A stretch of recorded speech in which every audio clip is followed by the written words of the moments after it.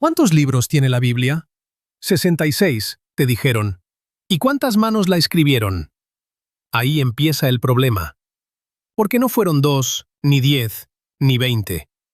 Fueron decenas de autores, separados por siglos, por idiomas, por intereses políticos completamente opuestos, y alguien, en algún momento, decidió coser esos fragmentos y llamarlos Palabra de Dios. No la palabra de un escriba en Babilonia, no la palabra de un sacerdote en Jerusalén peleando por el control del templo, no la palabra de un emperador romano tratando de unificar un imperio que se desmoronaba. No, la palabra del Creador del universo. Así, sin más. Hoy vamos a abrir ese libro como lo que es: un documento humano, un archivo de folclore antiguo, de mitos prestados, de agendas políticas cosidas con hilo dorado. Y vamos a ver por qué ese archivo, ese folclore, todavía controla cómo piensas sobre tu cuerpo, sobre tu culpa, sobre tu muerte, sobre tu sexualidad, sobre tu derecho a preguntar. No para destruir nada sagrado, para encontrar algo más grande detrás del telón. Si estás aquí, si le diste clic a este título, es porque algo dentro de ti ya sabe que hay preguntas legítimas que mereces hacerte. Eso no es pecado. Eso es tu inteligencia funcionando exactamente como debería. Suscríbete ahora, activa la campana y dale like, porque lo que vas a escuchar en los próximos minutos no te lo van a contar en ninguna misa de domingo. 1656. Ámsterdam. Un joven de 23 años, llamado Baruch Spinoza, se sienta frente a los rabinos de su comunidad. Lo que sigue no es un debate, es un juicio. Le leen un jerem, una excomunión, con palabras que parecen diseñadas para borrar a un ser humano de la existencia. Maldito sea de día y maldito sea de noche, maldito al acostarse y maldito al levantarse. ¿Su crimen? Haber dicho, en voz alta, lo que hoy la Academia confirma con toneladas de evidencia: que la Biblia no fue escrita por Moisés, que los textos tienen capas de autoría humana, que los milagros son relatos, no reportes, y que Dios no es un monarca sentado en un trono dictando leyes. Spinoza no negó a Dios. Nunca. Lo que negó fue el negocio montado alrededor de Dios. El peaje, la caseta, la idea de que necesitas un intermediario con túnica para acceder a lo sagrado. Y propuso algo que todavía hoy suena revolucionario: Deus sive natura. Dios es la naturaleza misma, el cosmos entero, la sustancia infinita de la que todo, tú incluido, está hecho. Lo expulsaron. Lo dejaron solo. Ningún judío podía hablarle, acercarse a él, leer sus escritos. Y él, en lugar de retractarse, se sentó a pulir lentes para ganarse la vida y escribió una de las obras filosóficas más importantes de la historia occidental. ¿Por qué te cuento esto? Porque lo que vamos a hacer hoy, desmontar las capas humanas de la Biblia, es exactamente lo que Spinoza empezó hace casi 4 siglos. Y si a él le costó todo, al menos que a ti te cueste solo 30 minutos de atención honesta. Vamos a lo primero. ¿Quién escribió la Biblia? La respuesta oficial que te dieron en catequesis: Dios, a través de hombres inspirados. Moisés escribió los primeros 5 libros, David escribió los Salmos, Salomón los Proverbios.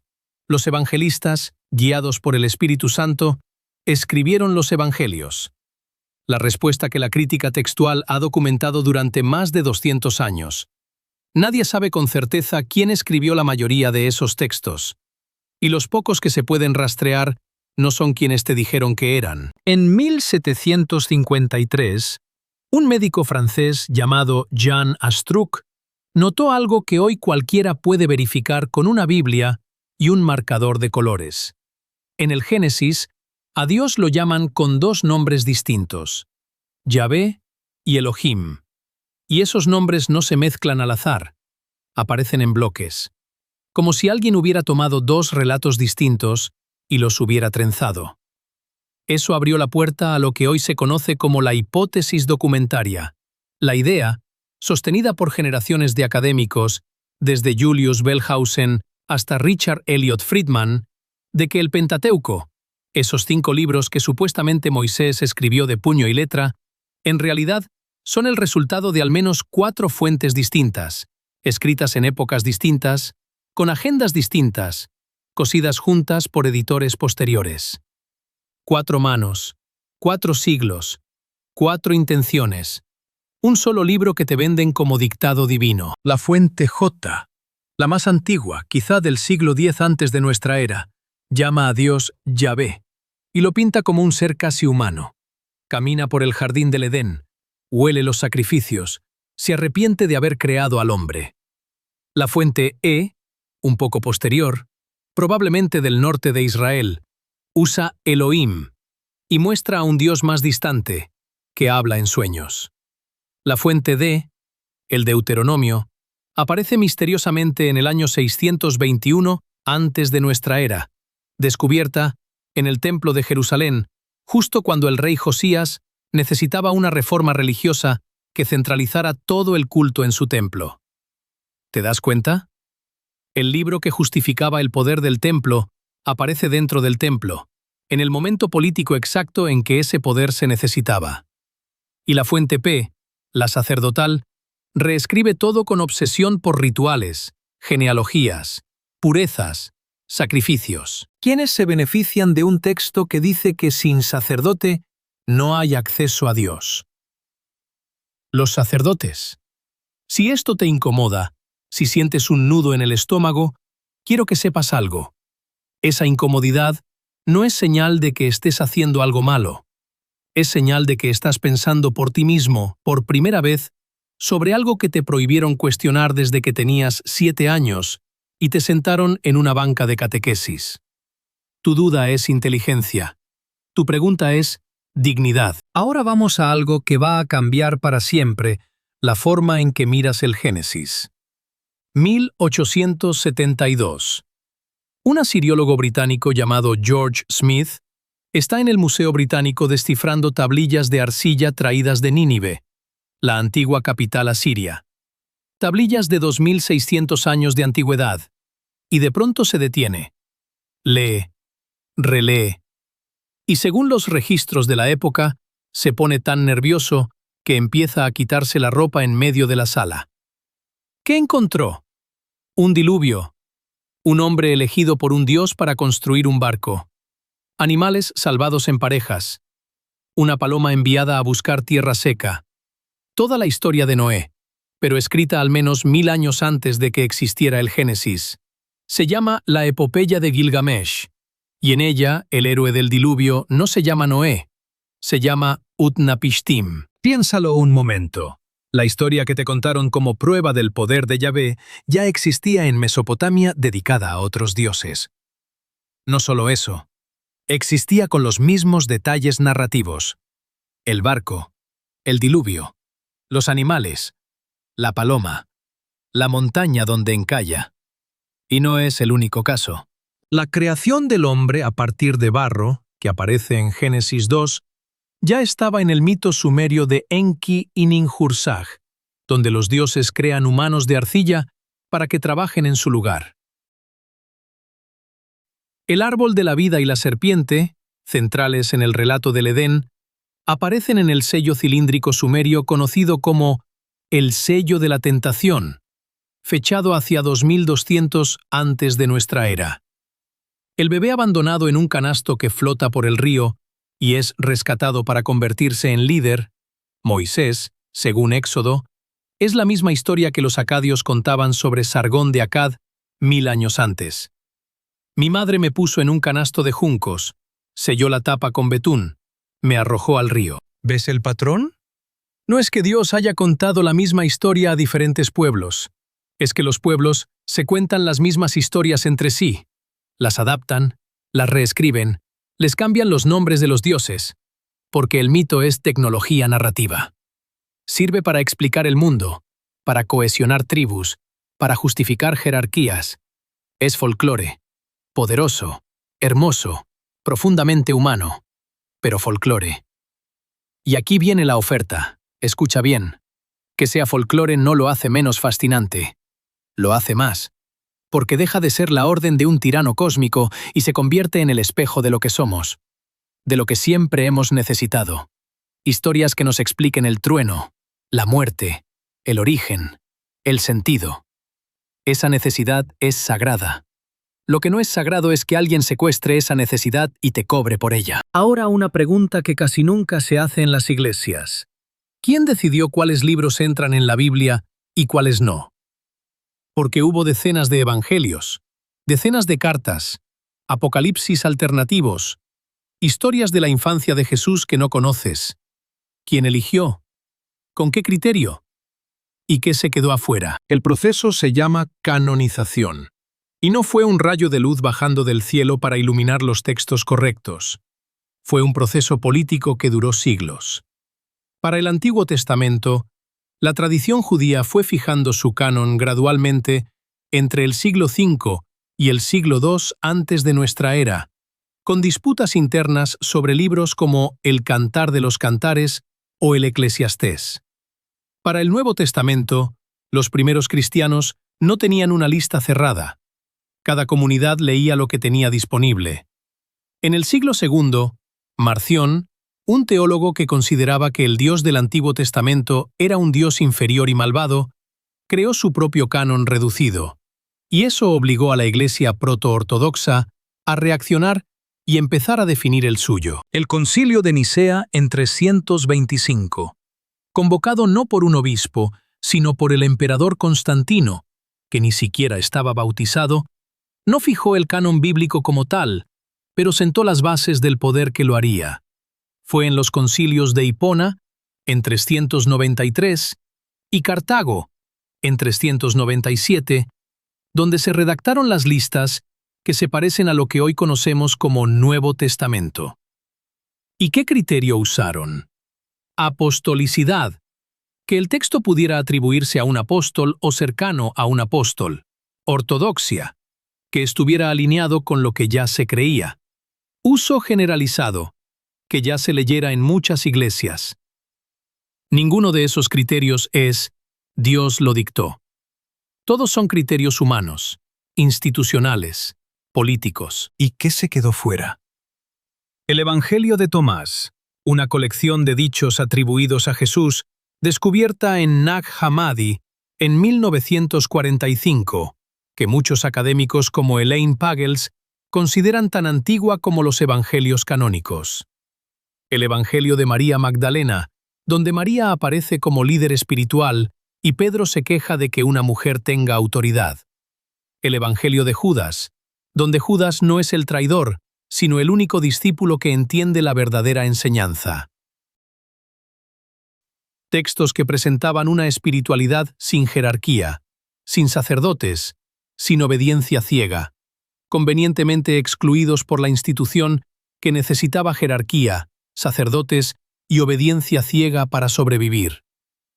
¿Sientes eso? Esa sensación de que te editaron la historia antes de que pudieras leerla completa.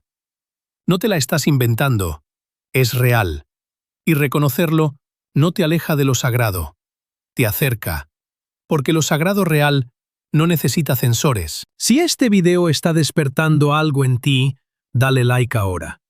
No por mí, por el algoritmo, porque cada like es una señal de que este tipo de contenido merece llegar a más personas. Y en algún lugar hay alguien que lleva años cargando estas preguntas en silencio, pensando que es el único. No lo es. Ayúdalo. Comparte esto. Ahora quiero que hagas algo conmigo. Quiero que regreses a cuando tenías 6, 7, 8 años. La catequesis, el salón parroquial, la monja o el catequista, o tu propia abuelita, con la mejor intención del mundo, diciéndote que si te portabas mal, si pecabas, si desobedecías, ibas a ir al infierno. Un lugar de fuego eterno, para siempre, sin salida, sin segunda oportunidad, un castigo infinito por una vida finita. Y eso se te quedó grabado, en el cuerpo, no solo en la mente, en la forma en que aprietas los dientes cuando piensas algo que no deberías pensar, en la culpa que sientes cuando no vas a misa, en ese miedo nocturno que a veces todavía aparece, aunque ya no creas. Ahora la pregunta, ¿De dónde viene esa idea? ¿Está en la Biblia desde el principio? No. En el Antiguo Testamento hebreo no existe un infierno de fuego eterno. La palabra que aparece es Sheol, y Sheol no es un lugar de castigo. Es simplemente la morada de los muertos. Todos van ahí, buenos y malos. Es oscuridad y silencio, no tortura. El libro de Eclesiastés lo dice con una claridad que debería incomodar a cualquier predicador del fuego eterno. Porque los vivos saben que morirán, pero los muertos no saben nada. Entonces, ¿de dónde sale el infierno? La palabra griega que se traduce como infierno en el Nuevo Testamento es Gehenna. ¿Y qué era Gehenna? Un lugar real. El Valle de Ginón, un barranco al sur de Jerusalén donde se quemaba la basura. Un vertedero que ardía constantemente. Jesús, según los textos, usó esa imagen como metáfora. Fue la iglesia posterior, siglos después, la que tomó esa metáfora y la convirtió en doctrina literal. En geografía sobrenatural. En herramienta de terror. ¿Y sabes cuándo se perfeccionó esa herramienta? En la Edad Media, cuando la Iglesia necesitaba control absoluto sobre poblaciones enteras. El infierno de Dante, escrito en 1300, no es doctrina bíblica, es literatura, pero sus imágenes, los círculos, las torturas específicas para cada pecado, se filtraron en la imaginación colectiva hasta hacerse indistinguibles de la verdad revelada. Y hoy, en pleno siglo XXI, hay un pastor en una iglesia de la colonia Doctores, o en un templo evangélico de Guadalajara, o en un canal de televisión cristiana a las 3 de la mañana, repitiendo esas imágenes medievales como si fueran el mensaje original. Como si el miedo fuera el evangelio. El psicólogo Robert Cialdini documentó 6 principios de influencia que explican casi toda la persuasión humana. Reciprocidad, compromiso, prueba social, autoridad, escasez y simpatía. La Biblia, como institución, no como texto, usa todos. Reciprocidad. Dios te dio la vida, le debes obediencia. Compromiso. El bautismo, la confirmación, cada sacramento te ata más profundamente al sistema. Prueba social. Millones creen esto. ¿Tú vas a ser el diferente? Autoridad. La túnica, el púlpito, la voz grave, el edificio imponente. Escasez. Solo hay un camino, solo una verdad. Fuera de la iglesia no hay salvación. Y simpatía. La comunidad, los cantos, el abrazo de paz, esa calidez humana genuina que se confunde con la validez del dogma. Pero hay uno más profundo que Cialdini no nombró porque opera a un nivel anterior. El sesgo de anclaje emocional infantil. Lo que aprendes antes de los 7 años, antes de que tengas herramientas críticas, se ancla como verdad fundacional, no como creencia, como suelo, como el piso sobre el que caminas. Y cuestionar ese piso se siente físicamente como caer al vacío. ¿Te suena? ¿Esa sensación de vértigo cuando consideras que tal vez nada de lo que te enseñaron sea cierto? No es Dios retirándose. Es el anclaje infantil activando una alarma de supervivencia. Tu cerebro protegiendo una estructura que ya no necesitas, pero que confunde con los cimientos de tu identidad. Y aquí está la libertad. Los cimientos reales de tu identidad no son un libro escrito por sacerdotes del siglo V antes de nuestra era.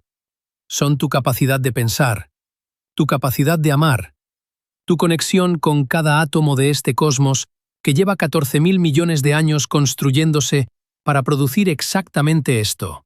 Un ser consciente capaz de preguntarse por su origen. Eso es más sagrado que cualquier canon editado por comité. Ahora quiero que veas algo más grande. Porque lo que hemos descrito, mitos de origen prestados, cánones decididos por poder político, infiernos manufacturados, mecanismos psicológicos de control, no es exclusivo del cristianismo, no es exclusivo del judaísmo, no es exclusivo del Islam. Es el patrón de toda institución que vive de intermediar el acceso al sagrado. El hinduismo brahmanista desarrolló un sistema de castas que te dice desde el nacimiento si estás más cerca o más lejos de lo divino, y quién tiene autoridad para acercarte. El budismo institucional en el Tíbet medieval creó un sistema monástico donde los campesinos debían alimentar a los monjes para acumular karma, misma estructura que el diezmo. El Islam desarrolló una clase de ulemas que declararon que el Corán no puede interpretarse sin su mediación. Mismo cerrojo, diferente puerta. El mecanismo es uno solo. Tomar la sed natural del ser humano por conexión, por trascendencia, por sentido, y poner una caseta de cobro entre esa sed y el agua. ¿Ves? No es un problema de una religión, es un problema de estructura. Y la estructura se repite porque funciona. Porque el ser humano necesita comunidad, necesita narrativa, necesita ritual. Y quien controla esos tres elementos, controla pueblos enteros. Pero, y esto es lo que importa, que la estructura sea humana no significa que la sed sea falsa. La sed es real. La necesidad de conexión con algo más grande es real. Lo que es artificial es el peaje. Lo que es inventado es la idea de que no puedes saciar esa sed sin pasar por la taquilla de alguien. Spinoza ya lo dijo. Si Dios es todo, si Dios es la naturaleza, el cosmos, la realidad misma, entonces no estás separado de Dios. Nunca lo estuviste. No necesitas intermediarios para llegar a lo que ya eres parte. Entonces, ¿qué queda? Si la Biblia es folclore cosido, si el canon fue decidido por hombres con agendas, si el infierno es una metáfora convertida en arma, si el mecanismo se repite en toda religión organizada, ¿qué queda? Queda todo. Queda más de lo que tenías antes. Queda un cosmos de 14.000 millones de años que produjo hidrógeno, y ese hidrógeno se encendió en estrellas, y esas estrellas vivieron y murieron, y en su muerte cocinaron cada elemento pesado que hoy forma tus huesos, tu sangre, tu corteza cerebral. Queda el hecho, no la metáfora, el hecho verificable, de que estás hecho de los restos de estrellas muertas que tuvieron la elegancia de explotar para que la complejidad fuera posible. Queda que la consciencia existe, que tú, un arreglo temporal de átomos de carbono sobre una roca mojada, girando alrededor de una estrella mediocre en el brazo de una galaxia entre billones, tienes la capacidad de preguntarte por qué existes. Eso no necesita un libro escrito por sacerdotes en Babilonia para ser sagrado. Es sagrado por derecho propio. Es el milagro real. El único que no necesita fe, porque está aquí, observable, medible, innegable. Spinoza lo vio. Lo llamó Deus sive natura, Dios o la naturaleza. No como negación, como expansión. El Dios de Spinoza no es un anciano en una nube que se ofende si comes camarones o si trabajas en sábado. Es la totalidad infinita de lo real. Es las leyes de la física. Es la gravitación que curva el espacio. Es la selección natural que esculpe la vida. Es la emergencia de la consciencia. Es el hecho de que existas y que puedas entender que existes. Y no necesita tu miedo. No necesita tu obediencia. No necesita tu dinero cada domingo. No necesita que dejes de preguntar. El Dios que necesita que dejes de preguntar no es Dios. Es un guardia de seguridad protegiendo un negocio. Y tú, al cuestionar, al investigar, al atreverte a decir, esto no tiene sentido, no estás alejándote de lo sagrado. Estás acercándote. Estás haciendo lo que Spinoza hizo. Rechazar el mapa falso para poder ver el territorio real. Y el territorio real es infinitamente más vasto, más hermoso y más digno de asombro que cualquier mito de un Dios celoso contando tus pecados en una libreta. Si llegaste hasta aquí, quiero que sepas algo. No estás solo. No eres el único que se sentó en la misa de domingo y sintió que algo no encajaba. No eres el único que miró a su abuelita rezar el rosario y sintió amor y confusión al mismo tiempo. Amor por ella, confusión por un sistema que le enseñó a tener miedo toda su vida. No eres el único que dejó de creer y no supo cómo decirlo en la cena de Navidad. Somos miles, cientos de miles, y merecemos un espacio donde la pregunta no sea pecado, donde sea el inicio de todo. Esto es Flames of Seducción, y esto apenas empieza. Hay más mitos por desmontar, más capas por abrir, más verdades incómodas que merecen la luz. Suscríbete si quieres seguir esta investigación. Activa la campana para que el próximo archivo te llegue. Y dale like, porque cada like le dice al algoritmo que este tipo de conversación importa, que hay hambre de profundidad, que no todo tiene que ser ruido. Y una cosa más. Si conoces a alguien, un hermano, una amiga, un primo, alguien que lleva años cargando la culpa de haberse atrevido a dudar, compártele este vídeo. No como ataque a su fe, como abrazo a su inteligencia. Te dejo con una pregunta para los comentarios, y quiero leer tu respuesta. ¿Cuál fue el primer momento en que sentiste que algo no encajaba en lo que te habían enseñado? ¿Qué edad tenías? ¿Dónde estabas? Cuéntalo, porque nombrar ese momento es el primer paso para honrarlo. El folclore es hermoso. Merece ser estudiado, admirado, comprendido. Lo que no merece es ser confundido con cadenas. Y tú, centella consciente del cosmos investigándose a sí mismo, mereces la verdad completa.